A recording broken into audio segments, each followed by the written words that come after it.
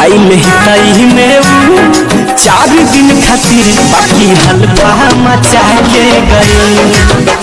आइल हितई में 4 दिन खातिर बाकी हलवा मचा के गई।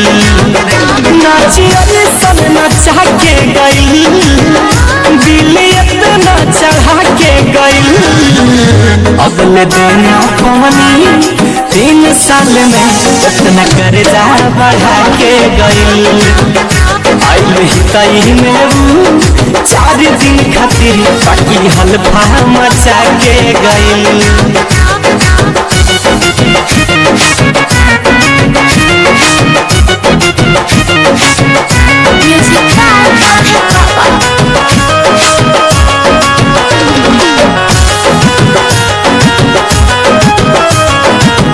गोरे गोरे फेस में कप में उठा लाली, देखे में ही तो है सवारे आया पूछाली।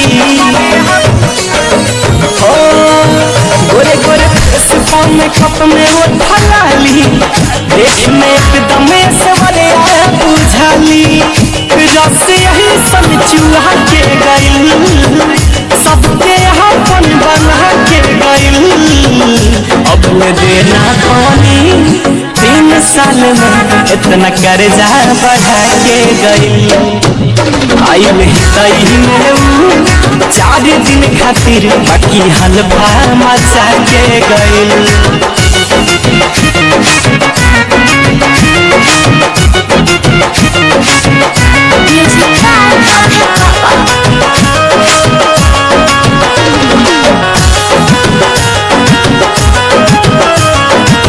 घूमे खती आइली एक दिन हमारा घरे, हंसी हंसी बात हमसे लगली हो करे।